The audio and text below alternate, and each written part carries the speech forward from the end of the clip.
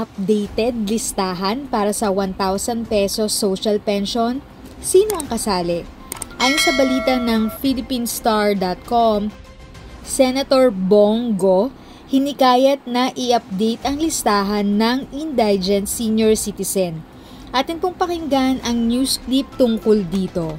Panoorin at tapusin ng buo ang video para sa dagdag kaalaman.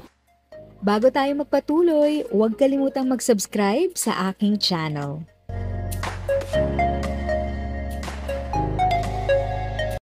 Thank you sa pag-click ng aking video. Good day po sa lahat ng mga nanonood. Sa mga bagong viewers at napadaan lang, by the way, I'm Tita Eda. Welcome to my channel. Ang channel na maghahatid sa iyo ng dagdag kaalaman tungkol sa government services, bagong mga balita at informative videos na galing sa legit na resources.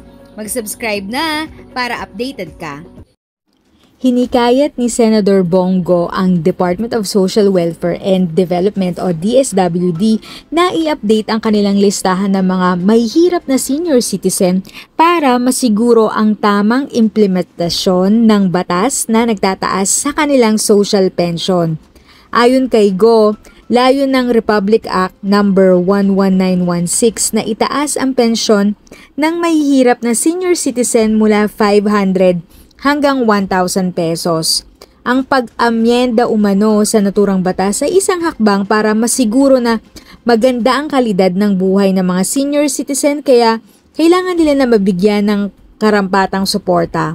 Nandyan na ang batas. Dapat maimplementa ito ng maayos para mapakinabangan ng taong bayan lalo na ng mga senior citizen na sakop ng batas na ito.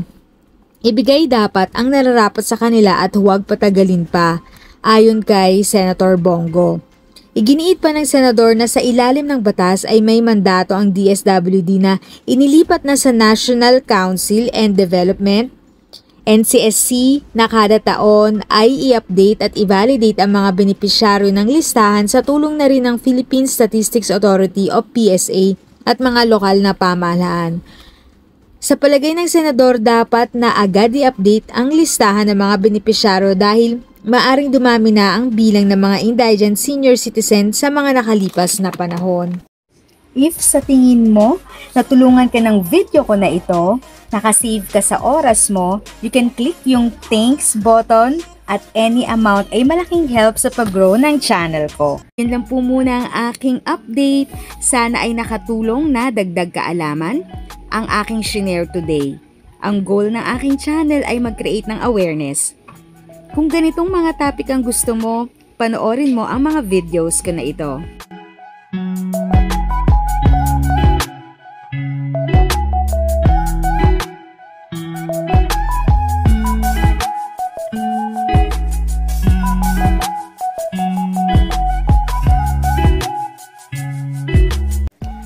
Thanks for watching!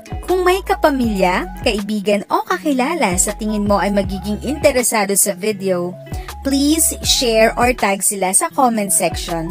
At syempre, if nagustuhan mo ang video, i-like mo na ito at subscribe ka na din. As always, feel free to write your questions, comments, and opinions respectfully. And continue to be a blessing and stay safe!